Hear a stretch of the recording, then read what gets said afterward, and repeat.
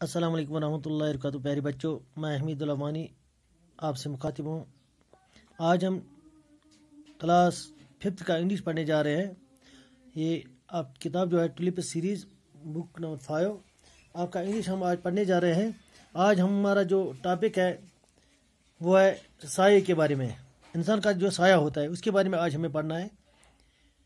यानी इंसान का साया जब धूप पड़ती है, फिर धूप के कारण हम देखते हैं अपने साया हम देखते हैं, तो उसी साया के बारे में आज हमें पढ़ना है। द शेडो, शेडो मीन्स हो गया साया, शेडो मीन्स साया।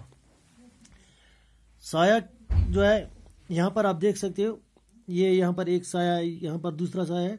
इसी साये के बारे में हमें पढ़ना है कि इंसान का साया जो है या किसी भी चीज़ का साया, इसके बारे में आज हमें पढ़ना है। Let's start.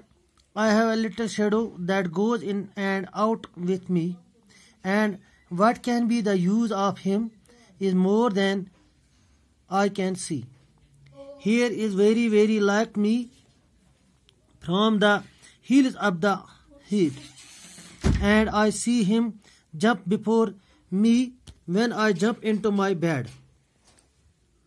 The funniest thing about him is the way he like to grow, not at all like proper children, which is always very slow.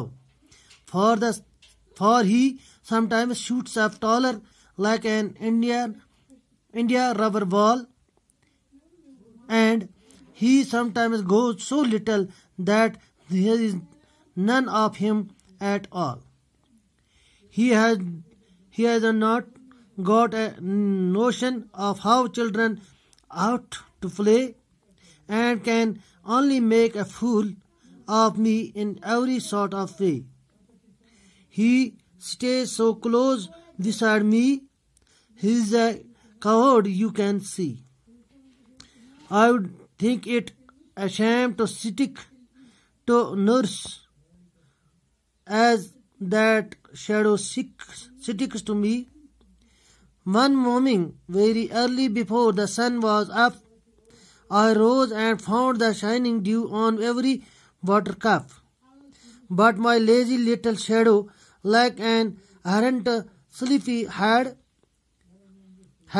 seated at home behind me and was fast asleep in bed.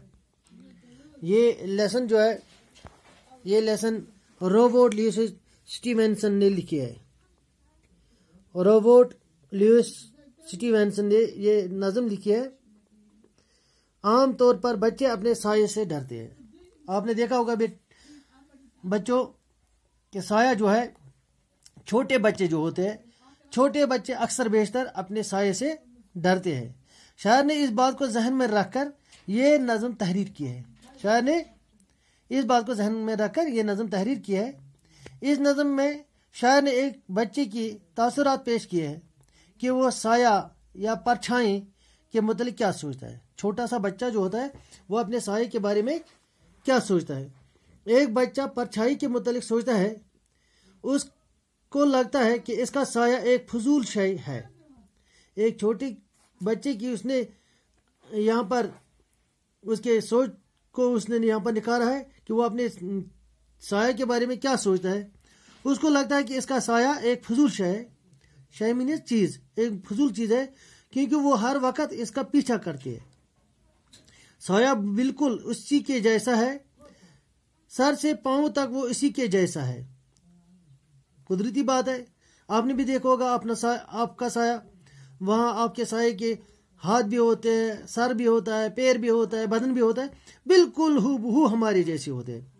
जब वो उछलता है या कूदता है तो साया भी उसके साथ ही उछलता है या कूदता है।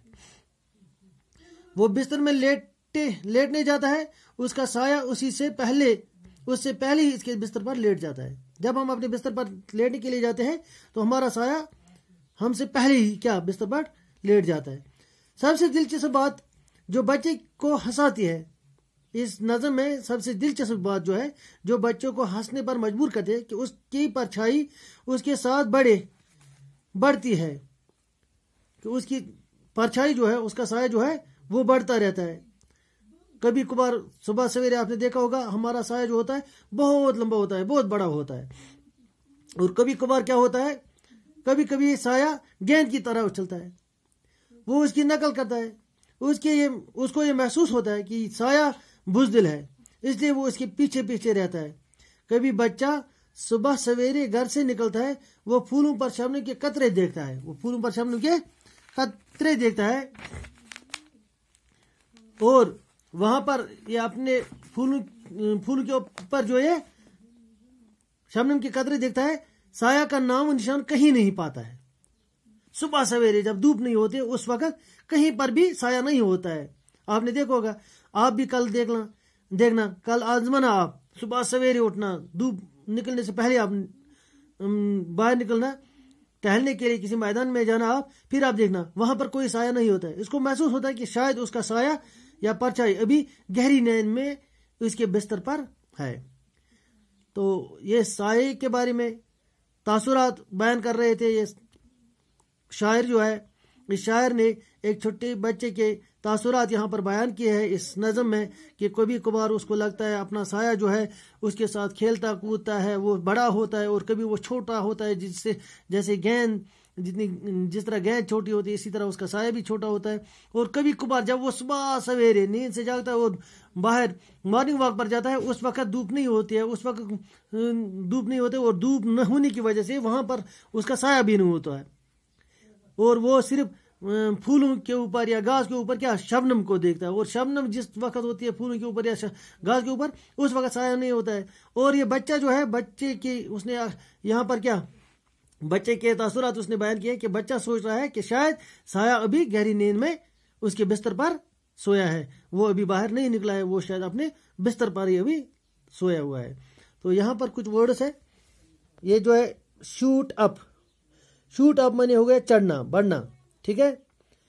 انڈین ربر بال، اچھلنے والی گیند کو کہتے ہیں۔ نوشن مانے ہو گیا خیال تاثرات۔